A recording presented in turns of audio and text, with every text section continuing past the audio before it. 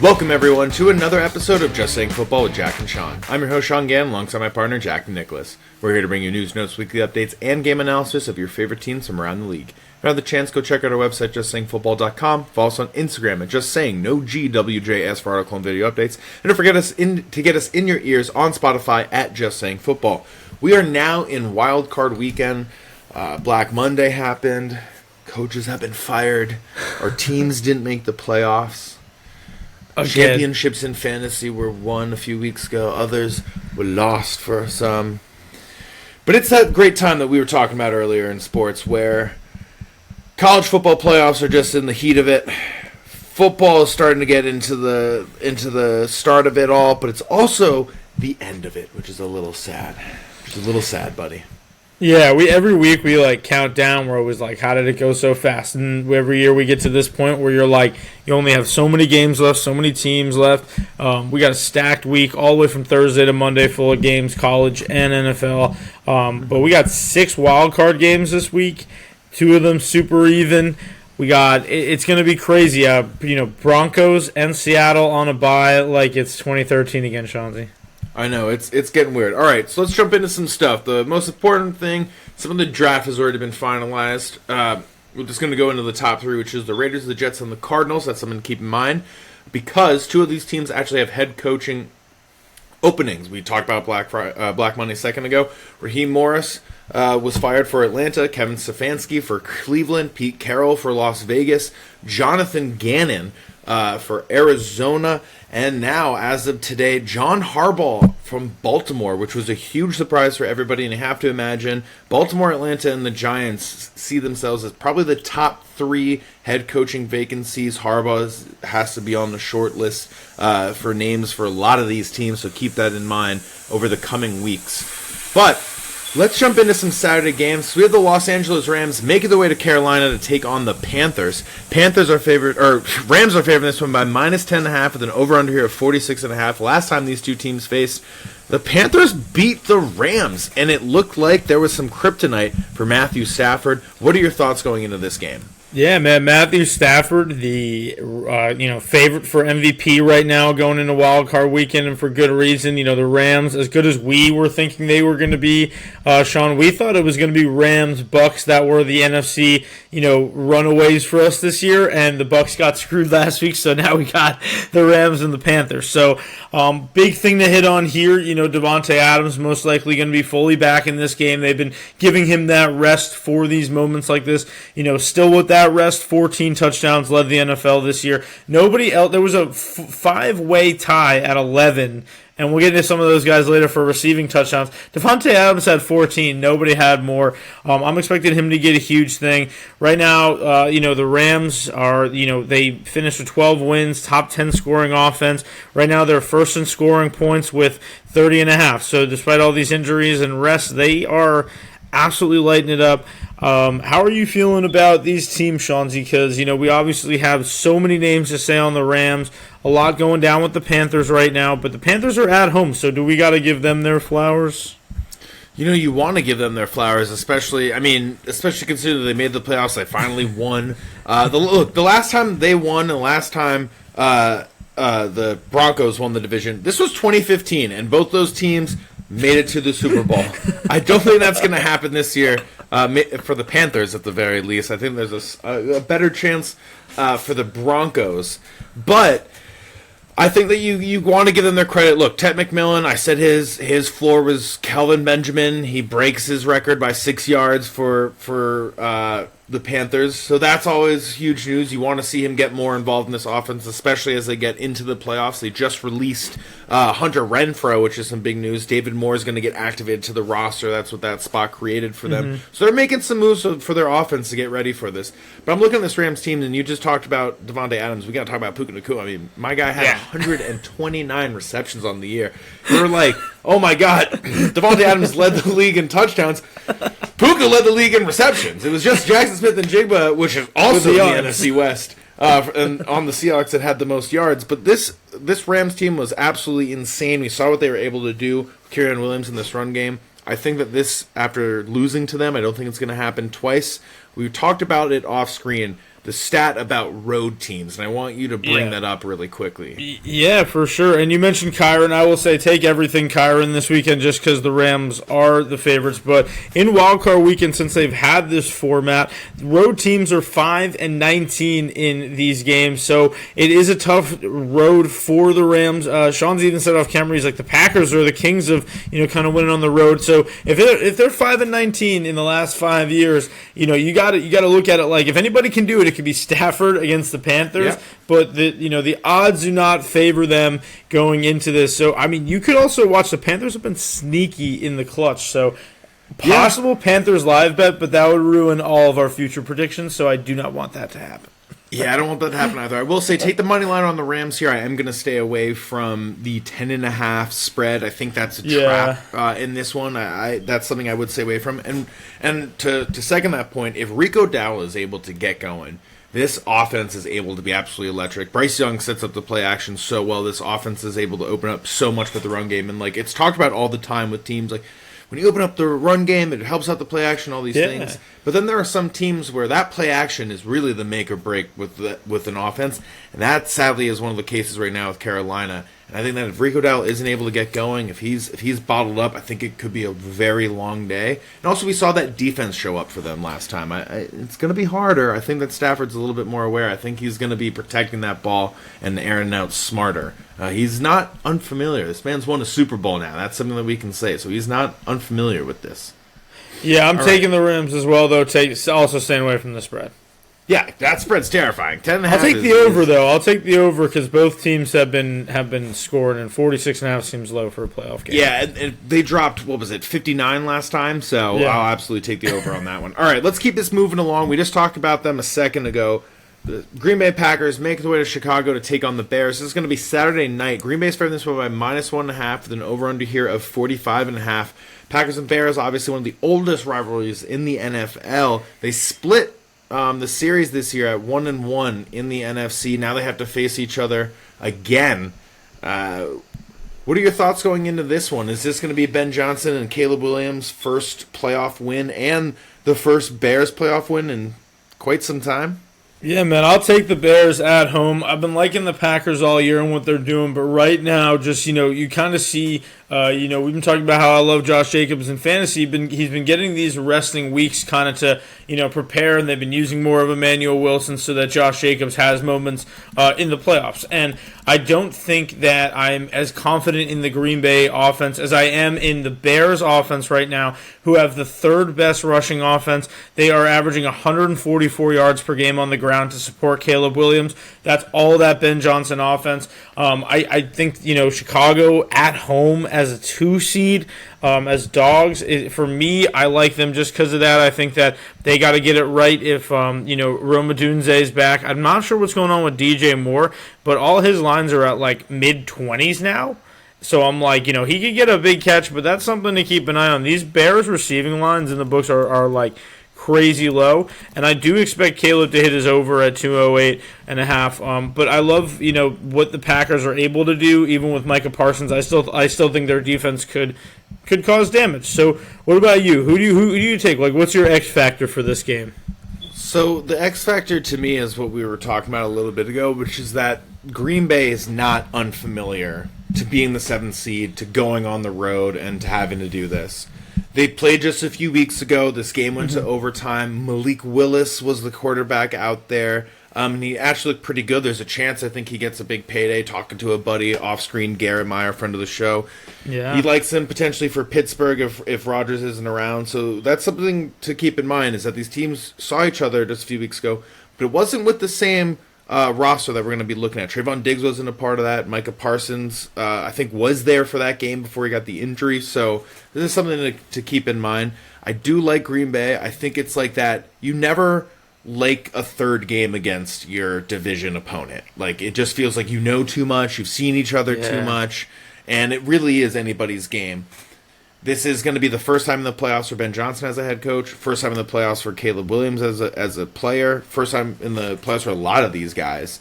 And I think that might just give LaFleur and this team the edge, where it's just we know this team, we know how to play them, and we've been here before.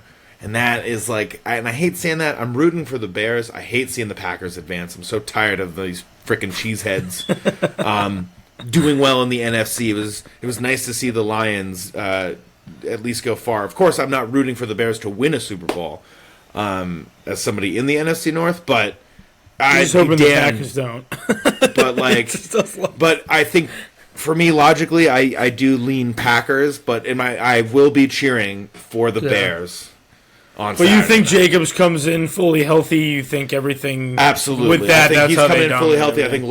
I think Love is coming in fully healthy. I think that I really I'll take the under on this game. I think that this game is going to be really close. It's going to be cold. It's going to be in Chicago. It's only a 1.5 spread. Look, they won 19-16 last time. I think it's going to be something like that, and it went to overtime. So I really would not be surprised if it is like that again. Maybe throw a will it go to overtime thing down just for fun. Yeah, who knows? On this one, keep your eyes 8 p.m. in Chicago in January. No thanks. Right? I'm still taking the Bears. Yeah, I know. I like it. Let's keep this moving along. So we got some Sunday games now. We got the Buffalo Bills making their way to Jacksonville to take on the Jaguars. Bills are favored in this one by -1.5 with an over-under here of 52.5. By the way, these last two games, everybody, the money lines are like neck and neck. It's like -102 to -118. Like money line wise, they have no idea in Vegas where this is going to go. Part of the reason why is what Jack brought up a little bit ago, which is that the 5-19 with these road wildcard teams. It's hard to say, hey, you know who's not going to win this game is Buffalo on the road, because for the first time in Josh Allen's career, there's no Mahomes, no Lamar Jackson, and no Joe Burrow to go through. So what are your thoughts going into this one? Now he goes up against Trevor Lawrence. Yeah, and you got a lot here, man. You got Jacksonville. If anybody had Jacksonville, kind of going on this 8-game win streak at the end of the year, just let me know. But there's no way that you predicted them to be the 3 seed. Right now, Josh Allen, like you said, coming into their house, he's 0-4 on the road, mainly because he's had to play those guys that Sean just mentioned on a regular basis. But you do have James Cook back there. You do have a 40-touchdown season from Josh Allen right now. But the biggest thing is, both teams are top 6 in points per game. The Bills have the number 1 passing yards per game, which could help shut down Trevor Lawrence, but Jacksonville also has the number 1 defensive rush per game, which could stop James Cook. So these teams are perfect for attacking each other at their strengths. This is going to be a really nitty-gritty game, despite the fact that on paper, we like the Bills more, but when you've got Jacksonville on this streak, how do we I like the Bills this week on the road. I think Josh Allen breaks his 0-4 on the road streak. But what about you, Shanzi? Because this could be a real close game like the last one.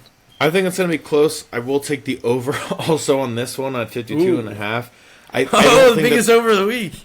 Yeah, I think that these defenses can bleed points, and these offenses can score points. And we've seen time and time again that's kind of what Buffalo likes to do. They're like a bend, don't break mentality, but they do break in the playoffs, it feels like. But then, What did we see a few years ago? We saw Gabe Davis in the playoffs score 4 touchdowns out of nowhere in Arrowhead, and they still lose the game. Right? So that to me is like, and that they blew it. That to me is the epitome of Buffalo right now. And we saw Jacksonville a few years ago have a comeback against the Chargers. I got to go with the Bills in this one. And really what it is I think Josh Allen knows there's a little bit of legacy at stake right now, right? You can't go 0-5. You can't be probably third in MVP voting, maybe second MVP voting this year. Having the offseason they just had with getting married to Haley Steinfeld and winning the MVP and everything. And when you lose in the wild card, he's on a hype right now. You don't win the AFC East, then you lose. You lost to the Patriots at home. You lose in the wild card on the road. You drop to 0-5. Now all of a sudden, I think is Sean McDermott the coach? Yeah. We just saw John Harbaugh leave. And look at what he was able to Now you get into that territory of legacy and change in your franchise. And that's. And speaking of that, though, how are we going to be talking about Trevor Lawrence if he beats Josh Allen in the playoffs? And honestly, we said a year ago, I think we were talking about it at least off camera, but he signs a huge contract, immediately does not live up to it. Then this year, and now he's the 3rd seed. He gives himself a little bit of a break. They win the AFC South, which didn't look like it was going to happen considering what the Texans can do. Looking at what the Colts are doing early on in the year, then they make the trade for Sauce Gardner. I am taking the Bills in this one. They've been here before, kind of. They haven't won, but they've been here before. So I'm going to take that. I do like them in this one, and there's a chance here that if they win this, maybe you somehow luck out, and I don't know. You'll be able to get in the Chargers luck out, and you'll get to maybe get a home game. Yeah, but probably not. But there's always a path. All right, let's keep this moving along. We have another great one. It is the San Francisco 49ers make their way to Philadelphia to take on the Eagles. Philly's favored this by -4 with an over-under here of 44.5. And we're talking about what are the implications for Sean McDermott in this last game. And I honestly think the Eagles have a lot more at stake, not from a head coaching perspective, but my main question to you is if the Eagles somehow lose this game, what happens with A.J. Brown? What happens with Saquon Barkley? Some of these stars that were underutilized this year. I feel like Devonta Smith is kind of safe. His production's kind of been the same. Yeah. But like Saquon Barkley, just totally different. And look, you knew he wasn't going to get 2,000 yards again, but you didn't expect this kind of season, and you didn't expect this kind of season with A.J. Brown. So now you start to worry about those things. What are your thoughts? What happens with A.J. Brown if they lose this game? Yeah, I mean, could it still be a successful offense if you have Tank Bigsby back there with A.J. Dillon instead of Saquon? Could it still be, successful with just Smith and Goddard? And, Goddard this year, second best. We were talking about the 5-way tie for second. He had 11 touchdowns this year. A lot of the goal line targets that we saw for A.J. Brown, hopefully he starts to get him in these playoffs, because I don't know what they've been saving him for. We've seen him have big games this year. We know he's still got it, but it's time, kind of like you said, to make that decision. I would like to see him go somewhere else, but I don't think Howie Roseman is going to trade him. I know that the team likes him, but how wide receivers, man, they change their tune very fast on the teams. They want to get fed. And this year, he didn't seem like he was the top target on the team, in my opinion. And then you said it, like the lack of run game. Man, I mean, it worries you a little bit going into this matchup, because San Francisco, despite having that next man up mentality, as we always say, but it's really code for dealing with so many injuries. And, I still like the Niners in this game on the road, because even though they're traveling, even though it's the midday Sunday game, I do think that if this becomes a really scrappy matchup, the Niners can do it. And some underdogs have to come through for us this weekend. So I feel like the Niners can do it just based off coaching. If, we always say, what if, right? If the Niners had a quarterback last time they played the NFC Championship, would they have won? Maybe, maybe not, but we never know. Now we have a chance to see them get the Eagles right out the gate here, and I'm pretty psyched for that. What about you? Yeah, I'm looking at this game, and I'm like, man, I think both teams are chopping on the bits a little bit, with wanting to play one another. I think everybody was very surprised with what the 49ers were able to do despite all the injuries this year. Mac Jones putting on a really great performance in the middle of the season to keep their playoff hopes alive, and now in the playoffs currently as a 6th seed. I like him in this one. I think that right now between Purdy or Philly's defense in terms of like consistency versus inconsistency, I think the Eagles' defense has been a little bit more spotty. Yeah. So I really do think you gotta rely on CMC. That's gonna be what happens, and the run defense for Philly and the pass rush attack just hasn't been the same. I think that they're great dog picks on the road. I'm taking San Francisco. I think they're going to be ready offensively. They're getting all their weapons back, fully healthy. And if they have, why am I blanking on his name? He's one of the best left. Trent Williams. Jeez, Louise, Sean. Yeah. If they have Trent Williams back, he's 100% healthy. That's the anchor. I agree. I think that McCaffrey, 23 yards last week, not a lot on the ground. I think they're going to have to get the ground game going. It's harder to do that when you don't have Trent Williams. So it's a lot, like you said, that's a huge factor in it. Hopefully he plays, but if they want to make a deep run, it's like how far, you go through that. He's old enough. But right now, the Niners are 7-2 away, Eagles 5-3 at home. Both a good matchup for them. So, nice, like you said, just take the dog on the road this time. Yep, got to take the dog on the road. Before we get into our next game, just want to put something out there. Cardinal Tate, Ohio State wide receiver, is leaving school early and is entering the 2026 NFL Draft. Just dropped on ESPN, got the Bleacher Report notification right now. Just want to get that in there. I love that little breaking news. I'm saying Cleveland at 6, maybe. Woo! Easy, doesn't have to go too far. Yeah, but look, they love their Ohio boys. Judkins, sorry about this year, though. That was a rough end with a broken leg. I hope that he recovers 100%. All right. There are like 6 Ohio State players that can go in the top 10 this year. So it's crazy. Yeah. They always got a good team. But they couldn't beat Indiana. Let's keep this moving along. We have the Los Angeles Chargers making their way to New England to take on the Patriots. Patriots are favored this one by -3.5 with an over-under here of 46.5. And I think when you're looking at teams in the playoffs right now, you got to give a huge round of applause to the Chargers for the season that they've had. We're talking about injuries with other teams. They don't have their top 2 Pro Bowl / All-Pro caliber tackles. And yet they are still a 10-plus win team in the playoffs in the AFC West, which has some pretty tough competition in the Chiefs and the Broncos this year, not the Raiders. But you got to give a shout-out to the Chargers in the season that they've had, and a shout-out to the Patriots for the turnaround that they've had. Yeah, we're definitely going to be going to our Week 1 tape soon and cutting what we thought of teams before, and I think that we did not think high enough of the Patriots for them to be the 2 seed, or even Jacksonville to be the 3 seed. So the AFC's been a mess, and somehow, like you said, the Chargers got in there. We've been loving the dogs, but I'm not going to take them this time. It's going to be the Pats for me all day. I do think this is going to affect some travel.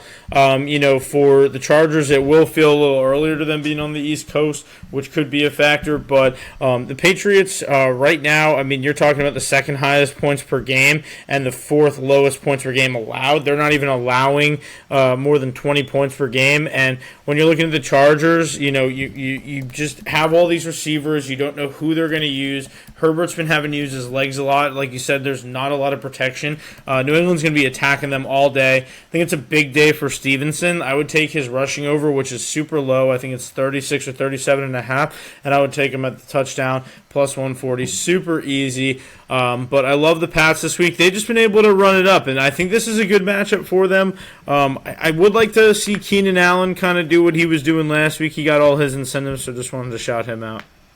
Yeah, I'm also going to go with the Patriots. I think this is a dangerous one to pick the dogs unless it's like a live bet. And it's so you see Justin Herbert really coming after you. Yeah. But I'm liking Drake May. I'm going to take him as an anytime touchdown. I think it might be like a little sneaky. He gets one and is able to run it in on a scramble. But I do like everything Patriots. I love what Mike Vrabel's been able to do. I think you and I were talking nonstop about how great this was for their team and bringing in a coach like that and what he's able to do. Just like you can watch all the tape of him as a coach just grabbing pads and being like, this is how you do it. This is how you do it. Because you forget this guy's a former player as well at times. So I do like the Patriots in this one. I think that it's really their game to lose, honestly. And you're talking about the time change. It made me think you got a bunch of California team coming all the way to Foxborough to play in the cold. It's going to be like 25 degrees on Sunday night. Might be a little bit rainy. Is the forecast currently at the moment. Granted, this is Tuesday, and whether people are notoriously not accurate, but I think for a California team, that's not going to be the weather you're used to. Meanwhile, Patriots have been practicing all week in it. Yeah, and not to say San Francisco can't do that, but I think San Francisco can adjust to a bad weather game traveling on the East Coast than the Chargers can, just because they have the weapons that they do. Yeah, there's something about San Francisco I just trust a little bit more just because a little bit more healthy. But yeah, that's a good point. Yeah, way to keep that in mind. All right, that's all the time that we have. Thank you everybody for tuning in. Thank you everybody for listening. We still have the Monday night game. Oh my God, you're right. We still have one more game. I totally forgot. We have the Houston Texans making their way to Pittsburgh to take on the Steelers. Houston is favored this by -3.5 and over under here of 39.5. I totally forgot about the Monday night game. I got used to this Week 18 when they did that weird no Monday night football game that they like to do. No, I scrolled down on the doc myself. I'm like, here we are. Don't forget about the Steelers. Got weirdly adjusted to that one. All right, what are your thoughts going into this one? Pittsburgh won last week on a missed field goal by Tyler Loop and the Ravens. Tomlin at home, not favored. You like him in this one? Dude, what do we always say, man? How many times do we have to learn the lesson? Mike Tomlin, no matter who he's facing as a dog, is the guy to go after. I love them here as underdogs. I'm going to take them. Here it is. The Texans, they own the wild card. We were talking about it off camera. Nobody loves a good wild card like the Texans. Shout out, Matt Schaub, all those other guys. But, Sean, we're talking they're 6-2 all time in the wild card. They're a good team in this week. That's a good franchise. But I'm going to take the Steelers here. They have the home field advantage. They're playing at night. It's going to be prime time. Tomlin. I think it could be a good game for Nico. But when I'm looking at the Steelers, I saw a big game out of Kenneth Gainwell last week. The fact that they get DK back is going to help them match that energy from Nico on the other side. So for me, we were talking about the Jacksonville Jaguars coming in on an 8-game win streak. The Texans are coming in on a 9-game win streak to this game. So, Shanzi, how are you feeling about them? So I think the DK Metcalf is going to be a huge boost. I think the last 2 weeks you really saw this Pittsburgh offense struggle even more. I think regardless at the end of the season, Arthur Smith is gone. I just don't think this offense. Arthur Smith, poor Arthur Smith. I think you just got to get rid of him. I don't think he's the offensive mind that you want anymore leading this team. I don't think Aaron Rodgers sticks around with Pittsburgh. I think this was like a true 1 year, one and done with them. I mean, there's always a chance. But I do think it's a one and done. And I'm looking at this game. I think the DK Metcalf is going to make it a lot more fun. But I'm just picturing a 40-plus-year-old Aaron Rodgers trying to run away from Danielle Hunter and Will Anderson for 4 quarters. And it's just not going to be a fun day for him. This defense for Houston, the Seahawks defense, I think, is the best defense in the NFL this year. But this Texans defense has just quietly done its job every single week, and may not get the praise that some of the other defenses in the NFL have been getting.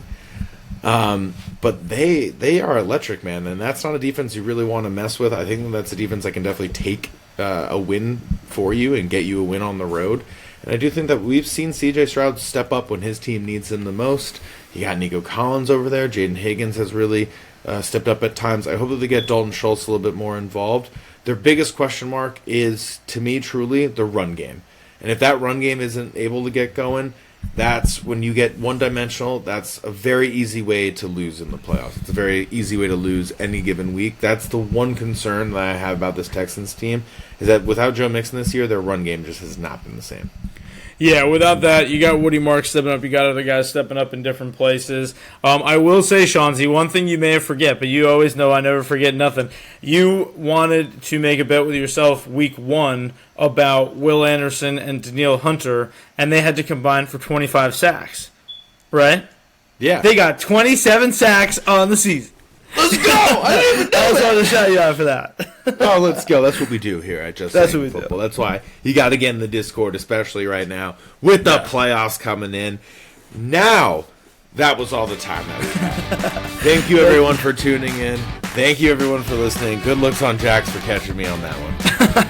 No problem. Always here to catch you, buddy. And we're here. We're going to be here all playoffs, ready with every game. We got you locked down on this one. Thank you, guys. Always Just Saying Football on YouTube, Spotify, Discord. Check us out, Just Saying with no G, WJS on Instagram for all of our updates. Thank you, guys. Enjoy your wild card weekend. It is stacked.